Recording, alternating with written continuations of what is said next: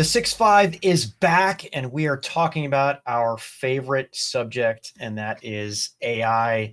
And Dan, as we have talked many times here on the 6-5, and as we outlined in our summit, there's really two edges to the AI discussion, right? There's one that talks about this incredible opportunity for efficiency, improving connections with customers.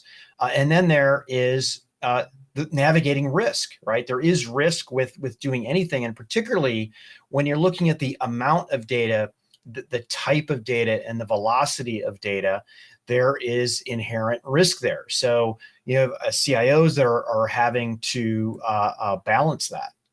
Yeah, there's a lot going on, Pat, and I think we kind of vacillate between these two extremes of the efficiency productivity gains that stand in front of us, the opportunity to really quickly and rapidly accelerate our business with the support of AI.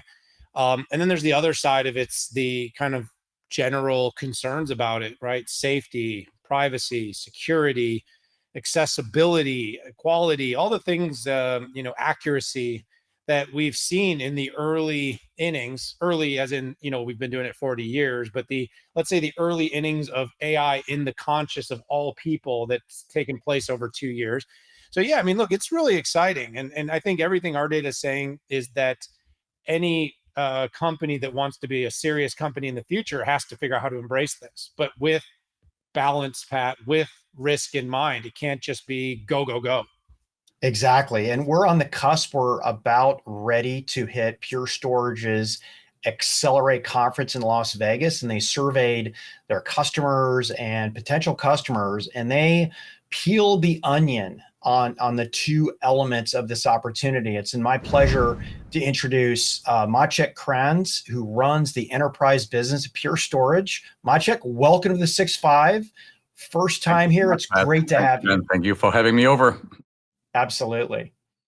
Yeah, it's really good to have you. It's been a while. It's good to have you on the show. I don't know that we've had a chance to chat since you came over to Pure Storage, but we're excited to see you at Accelerate next week.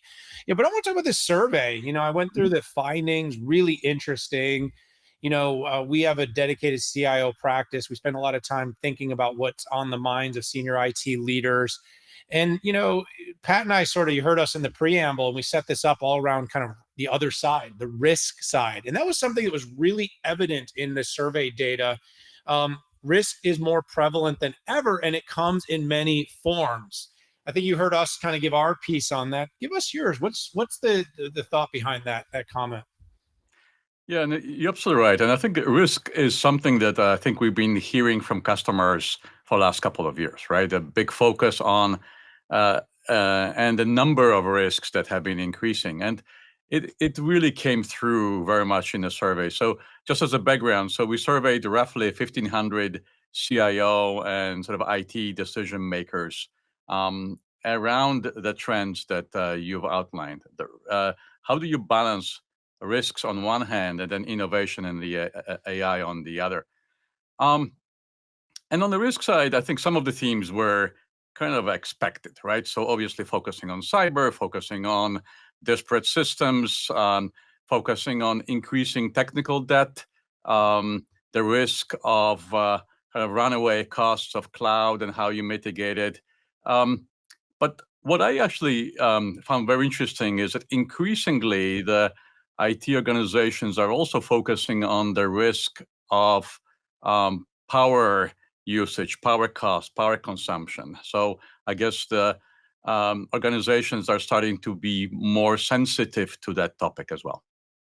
Yeah, and power, especially in the AI discussion. And sometimes we just think about the accelerators that go in that, but it's the storage, it's the networking, it's everything combined. And Dan and I get some really interesting factoids about energy use at data centers. And they're in the United States, there are some grids that literally have 0.5% open for more power. And that 0.5% needs to be shared between new people and people living, EVs, and of course, data centers. And it is interesting how that is raising there. So since I've been in this industry, and it's been a long time, I guess, gosh, almost going on 35 years here. Me too, by the way. There we go. There's been this discussion, and this is not just in the CIO office, it's even in the LOB office, which is how much should we spend working on the day to day? And CIOs might call this firefighting. And then there's this innovation budget. And over the years, we've seen special budget, right? Sometimes the CEO has a special bag of money to go to do the cool new stuff. There were digital transformation budgets, right? That were, hey, we're going to innovate, and having maybe a chief innovation officers. I'm curious what what came in the context of that in your survey. What came out there? Yeah, and Pat, I think both you and I are dating ourselves, because I sort of remember I'm going through 35. the journey. Yes, and I guess all of us probably remember when we started the industry before internet was invented. That's right. But I have to admit, there's sort of a pressure, I would say existential pressure, that I think we've seen reflected in the survey, but also I'm sure you're hearing from customers as well. We definitely do, about we don't want to be relegated only to firefighting, only to dealing with the risks. We in IT organization want to be focusing on innovation, and AI is sort of the linchpin of that. And if we don't, AI is becoming such a big priority for enterprises that lines of business will be executing on these with us or without us. And I think that what we have seen is that it also is reflected in IT priorities and in budget priorities. So what the survey results conveyed is that over the next 12 months, we would see over 50% of IT budget spent, more broadly speaking, about around AI and innovation type of initiatives, which is a huge, huge shift, right? And even more in terms of time and resources. So what clearly was articulated was that we're moving from sort of a high level, board level discussions into operationalizing and implementing AI with clear ROI. Yeah, it's funny. There have been a few board type mandates, right? We had one when the web hit, right? Which was, what are we going to do with our business related to that? And the board is, and the board and the CEO are asking, are we do that? And then we had e-commerce, right? And then there was social, local, mobile, public cloud, and here we are with AI. But in the end, you're right. Somebody in the end has to actually get this stuff done. And you talked about firefighting versus innovating too.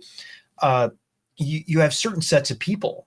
You're not going to keep people motivated in the organization either if all they're doing is firefighting and even keeping the lights on. And therefore, it's really a motivating factor for IT and the CIO office to drive those forward, because to attract the right employees, you have to have that balance of firefighting and innovating. And I guess out of the other side of my mouth, being a pragmatist, when something blows up, you have to take care of it. You're absolutely right, and I think that you've mentioned all these transitions that we've been sort of lucky to be part of, right? And Yeah. And I also think that the AI focus is an opportunity for IT organizations to rethink, to sort of reinvent themselves, right? Um, and I also think that a lot of work that is required to implement AI would also help sort of improve the capabilities and also the infrastructure, actually, Yes. to be ready to address some of the risks that we discussed as well. Maciej, I think I'm gonna lean into what you just said about infrastructure. But first, I just want to say what you were reiterating there matches our intelligence pretty well. The concerns are considerable. What organizations are facing in terms of both cyber risk, which sat at the top of your data, but also things like cost risk, governance risk in the business. Those are substantial as well.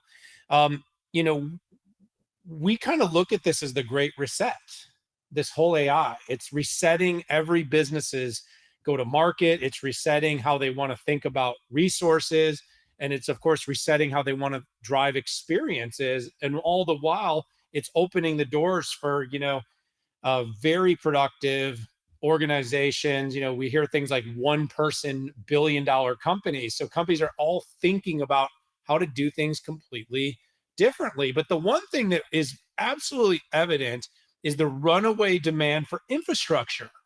If you look at the part of the market that's done It's cool really, again. Infrastructure is cool it's again, baby. cool. Knew this day will come, right? It is So yeah, cool. And I mean, if you look at where AI is making money, where the market's making money, it's infrastructure, it's chips, it's servers, it's storage, it's networking. This is where, but your data is saying something that I think is causing some of this, is that companies are concerned. They're afraid that their infrastructure is not good enough. They're afraid that if they don't buy more infrastructure, they're going to fall behind. If they don't buy more access, whether it's consumption or owned, and that basically they all feel, because of AI, the intense demand on memory, on storage, on compute resources, the networking requirements, that they're going to actually outgrow their capacity.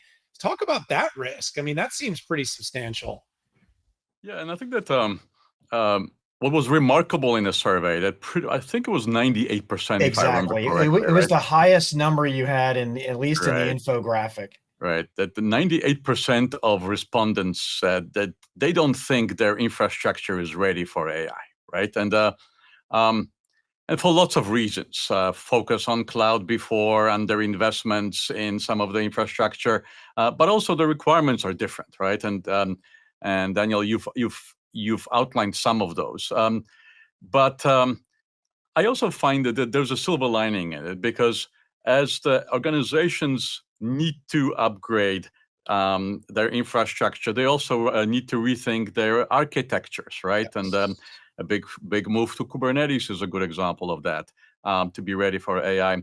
At the same time, this modernization of infrastructure will help with the risk side as well, right? Because you will have a architecture and the stack and the infrastructure that is better prepared to address issues from cyber, unifying the silos, addressing technical debt, and even addressing the power consumption requirements as well. So it's kind of a win-win, and I think that's where I think I'm actually quite optimistic that we can not only address AI, not only address risk, but also free up resources and capabilities in the IT organizations to start innovating, to start looking beyond the immediate and the next fire drill.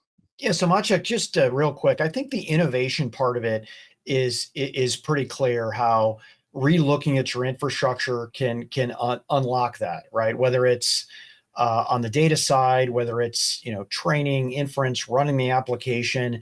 Can you talk a little bit about how it helps on the risk side related to AI? Yeah, because I think in some way, if you think about the infrastructure, many of the, especially on-prem infrastructure, was built 10, 15, 20 years ago, right? With these types of technologies, from whether these are kind of older architectures as well as components, even starting in our world with hard drives that just keep spinning, right? Right. And as we think about the new architectures, when you think about platform approach to infrastructure, we can integrate new capabilities, new components from, I would say, cyber to management to kind of a various levels of responsiveness of infrastructure as well. So opportunity to jump from technologies that are 10, 15 years old into new architectures, new technologies that will allow us to be ready for the future. Makes sense.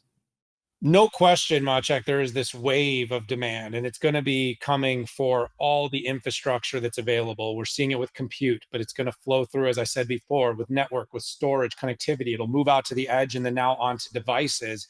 We're seeing it. Companies are investing. They're pulling forward, and they're, to your point, they're mitigating risk by doing this. And of course, in the end, we are going to see how quickly the applications deploy, how quickly productivity and efficiencies are gained. But what we're seeing here is that CIOs recognize the challenge, see the opportunity, and are prepared to invest. Now, hopefully, the flat IT budgets that we keep running into start to flow into AI projects and the maintenance of existing infrastructure, which can't be ignored in the interim. And of course, provides a great opportunity for Pure Storage to continue to grow through innovative products and demand. I want to thank you so much for your time. I hope we're going to spend some time together next week when Patrick and I visit, and the 6.5 is on site at Pure Storage Accelerate in Las Vegas. And want to just say, hey, we should have you back sometime soon. Great to see you. Great to have you on the show. Thank you so much. Thank you both. Looking forward to seeing you in person. Definitely. All right, everybody, hit that subscribe button and join us for all of our episodes of the 6.5. Check out the show notes for more information about the Pure Storage CIO survey and this data. We look into AI and risk, and in that survey, you can learn a lot more and get a great idea of how your peers and your CIOs across the industries are leading their organizations. But for this episode, for Patrick Moorhead and myself, it's time to say goodbye. See y'all really soon.